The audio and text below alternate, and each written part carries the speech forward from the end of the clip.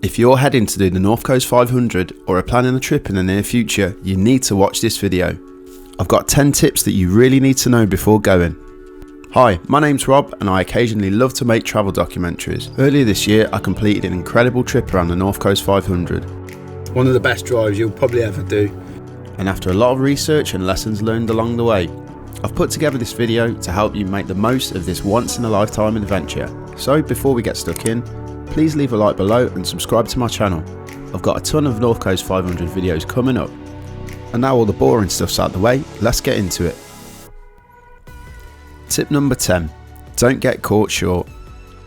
Whilst there are absolutely loads of free public toilets around the North Coast 500, way more than anywhere else in the UK, you can still find yourself in the middle of nowhere in desperate need of the loo.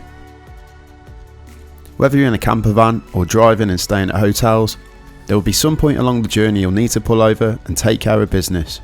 We decided to take a portable toilet bucket along with us and always had some loo roll, hand sanitizer and toilet bags available just in case. You can pick this kind of thing up on Amazon for around 20 quid. Just be prepared for all eventualities. Tip number 9. Create a killer playlist and make sure you download it to play offline. Let's face it, you're going to be in awe of a lot of the beautiful things to see as you turn every corner. However, a solid music playlist to keep you entertained along the 500 plus miles of road is absolutely essential. Make sure you get a long playlist with a varied selection, and importantly, don't forget to download it to your phone or iPad to play without mobile phone signal. As you may or may not already know, the mobile phone reception around the North Coast 500 is very hit and miss. There's even parts along the route where you can't even get radio reception, so trust me on this one, get your music prepped before you hit the road. Tip number 8. Stay calm behind the wheel. Look, it might be a daunting task taking on the North Coast 500 and its famous Highland passes, but honestly don't stress about it. There are thousands of people just like you taking on this drive for the first time each year. And look, I'm not going to lie, there's some tight and bumpy roads along the journey, but keep your composure and you'll be absolutely fine.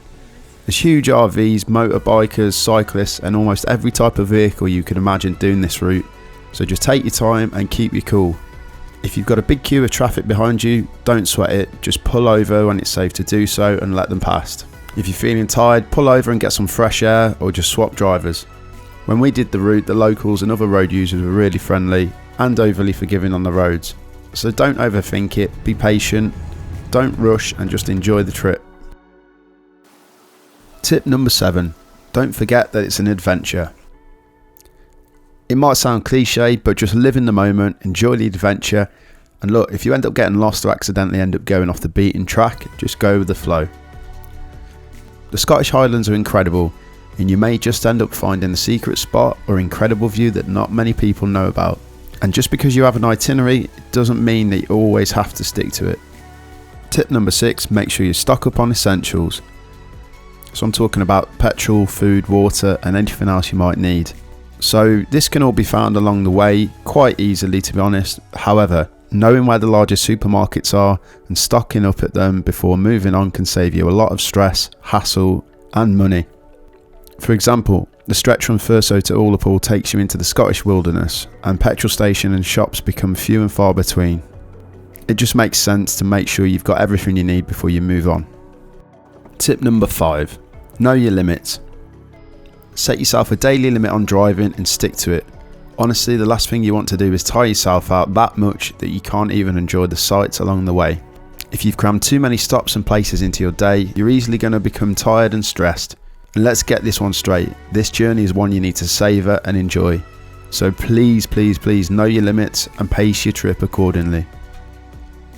Right, so we're getting down to the business end of this top 10 tips for the North Coast 500. And before we move on to tip number 4, if you haven't liked the video yet, please do that below. And if you're not subscribed already, I would really appreciate that. If you've got Instagram, please give me a follow at Robbie Roams. Now let's get on to tip number 4. Pack the correct clothing and don't forget about the midges. So the weather in Scotland can go from sunshine to snow to rain to hail in a matter of minutes, even in the summer. Make sure you check the forecast ahead of time and pack something to cover all eventualities. The last thing you want is to be freezing cold, dripping wet or sweating your haggis off because you haven't brought the right clothes. And yes, you've probably heard about midges. They're a real thing and they can vary massively from season to season. So always have some midge spray on hand. If you live in the UK, the Avon Skin So Soft spray is the absolute best kept secret to keep them away. Tip number 3. Download Google Maps offline. I can't stress how important this tip is.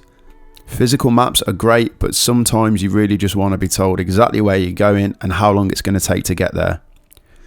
Trust me, Google Maps works great in Scotland and it works way better than Apple Maps from my experience. The key tip with this one is to make sure you download the whole of Scotland for offline use. That's because the mobile reception, as I mentioned before, isn't always great and you don't want to get lost along the way without some mobile phone signal. So if you download Google Maps offline, it will still work without mobile phone signal. Tip 2. Plan, plan and plan. So yes, you can probably wing the NC500, but I can promise you, you're going to miss parts and end up regretting it when you get home. Make at least a rough itinerary. Find a list of places you must see, then plan the route based on that. Make sure you always pick accommodation to fit along with your itinerary and do the research before you go. To save you a lot of time and hassle, I've put together a free itinerary, the one that we actually followed doing the route anti-clockwise, and it's on a Google spreadsheet. I've put the link in the description because I'm kind like that. And if you do make use of it, just let me know in the comments below.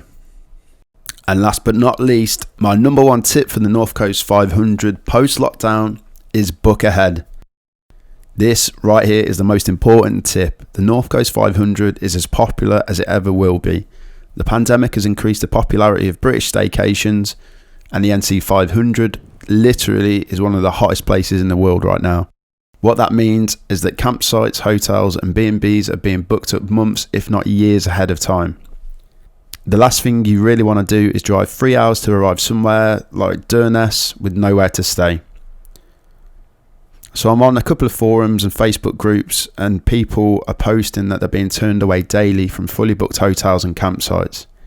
If this happens, your trip is going to be absolutely ruined and your Scottish experience will completely be a negative one.